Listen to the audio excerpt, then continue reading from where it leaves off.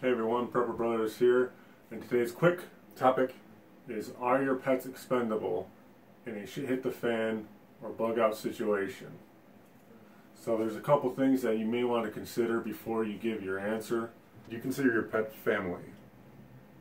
And by that I mean, like, you may have siblings, you have a brother or sister, but do you consider your pet your brother or sister or your daughter?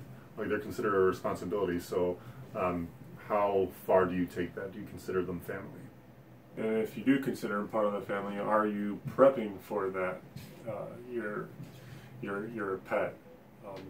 Are you getting food and water? Are you adding that to your prepping list? That's something that you need to do if you're going to, be in the long haul in a SHTF situation with your animal.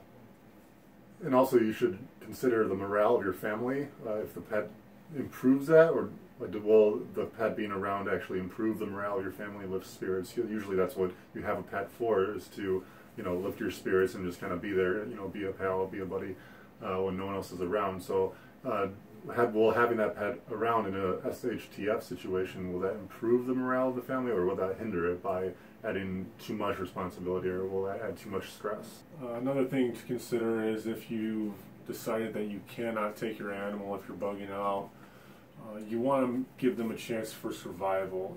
Give them an escape plan or something. If there's a doggy door, or you leave a window open so they can get out and maybe try and hunt, or scavenge for food or something like that, and water. Give them a chance for survival. Don't just leave them in the house. I know in the recession, when I was looking for a house, my real estate agent was talking about how a lot of people had left their animals in the houses, and they had just died because the people just left them in their house. So give them a chance for survival. And also, you want to consider whether or not your pet will be a security risk or a security asset.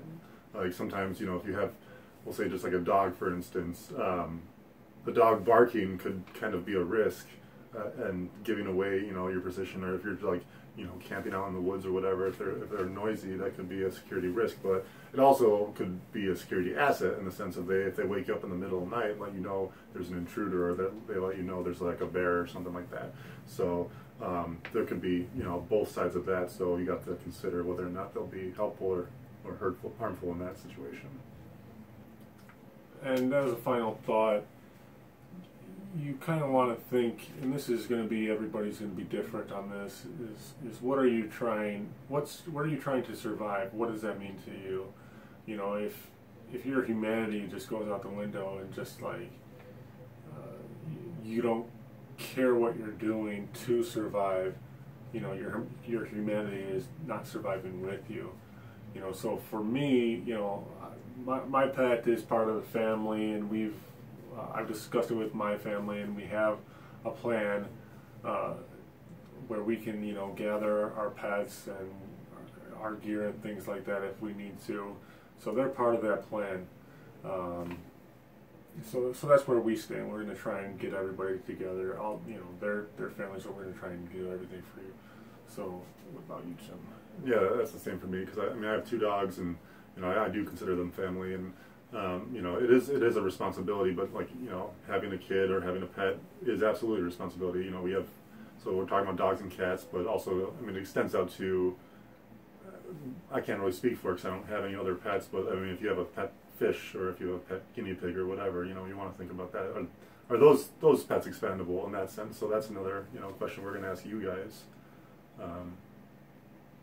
Yeah, so let us know what you think. I know this is a bit, maybe a little bit controversial, but it's something you got to think about. It's better to have planned for it and have it never happen than to not plan for it and it happen. All right. Do you have anything else, Jim? Nope. Live for today, prep for tomorrow.